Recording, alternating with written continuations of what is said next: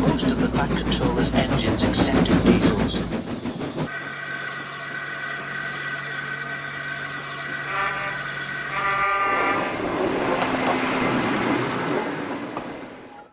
James had never liked them.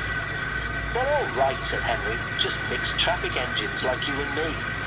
"Mixed up engines, you mean?" James grunted.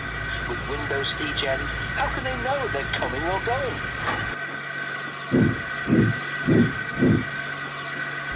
"Toby has 2 cabs," remarked Duck, "and he gets on all right." "Toby's just a little engine," scoffed James. "If an important engine like me didn't know which way to turn, what would the railway come to?"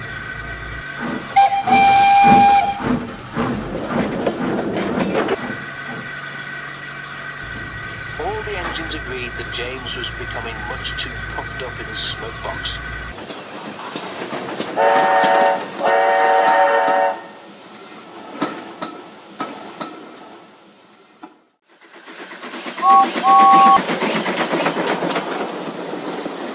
Making out his royalty or something. It's disgusting. I knew an engine called King James in the old days at Paddington. King James the First, he was, but he didn't swank about like that. "Oh, then I'd be telling James that. It's even more of a misery he'll be making our lives." "Exactly, but who's going to trim his wheels for him?" The engines tried all sorts of ideas, but nothing worked.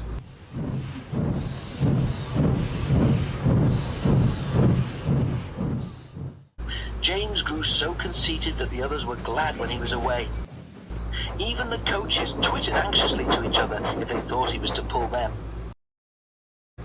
One day, James came to the shed, fuming with rage.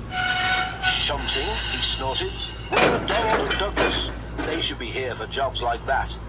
But the twins were helping on Edward's branch line, so James had to do the work himself. James's train had long trucks called well wagons. These have bogie wheels at each end, with a low section between them. They're used to carry cars, tractors, and other heavy machinery. The shunting should have been easy, but James was cross. "But the trucks, oh, he cried.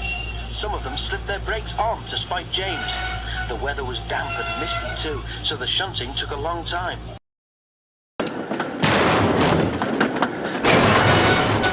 At last James had only 2 trucks to fetch before his train was ready.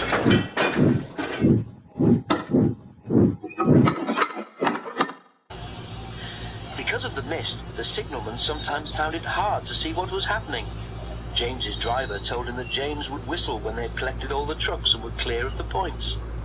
They had almost finished when suddenly James heard a sharp from another engine close by. The signalman heard it too and thought it was James saying he was ready. He pulled the lever, setting the points, but James wasn't ready.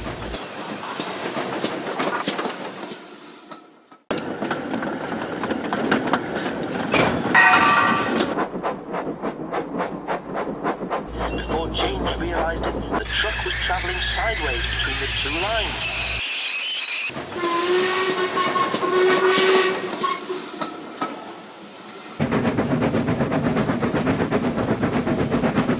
"Stop!" screamed the truck, but it was too late.